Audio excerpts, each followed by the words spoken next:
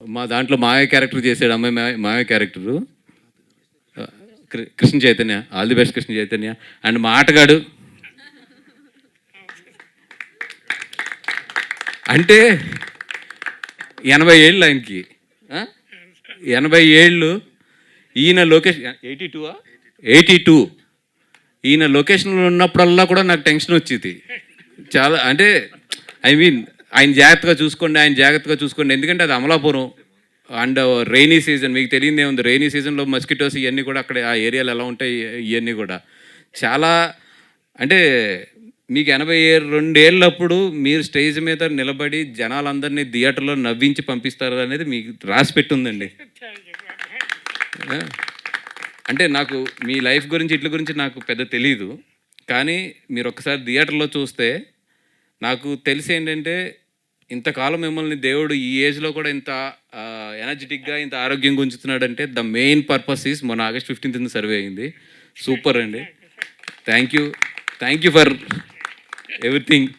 మీరు ఎంత ఓపిక చేసుకుని అక్కడ నిలబడ్డారో నాకు తెలుసు. థ్యాంక్ యూ ఫర్ ఎవ్రీథింగ్ అండి. వీళ్ళందరూ చాలా మంది దగ్గర తిరిగారంటే హీరోలు అందరి దగ్గరికి, సార్ అవి పెట్టండి అని ఎవరు కాదన్నారు. అక్కడ బన్నీ గారి దగ్గర కూడా వెళ్ళారు, ఎవరు కాదన్నారు. రేపు సినిమా చూస్తా కదా అప్పుడు చూసినట్టు పెడతాను అన్నారు. దయచేసి మీరుందే కదా పెట్టండి సార్.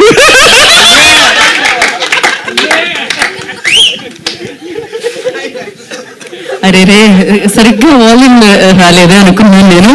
క్రేజీ అసలు ఆయన ఏమన్నాడు అర్థమైందా? ఒకసారి చెప్పండి.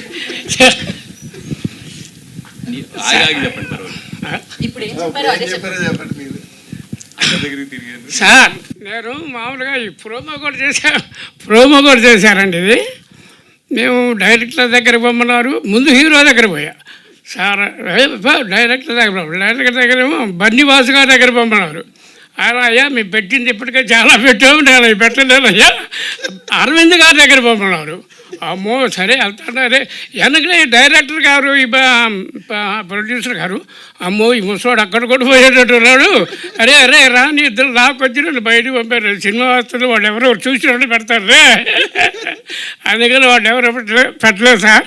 మీరైనా చూశారు కదా, కాస్త పెట్టరు సార్. అయ్యే క్రేజీ.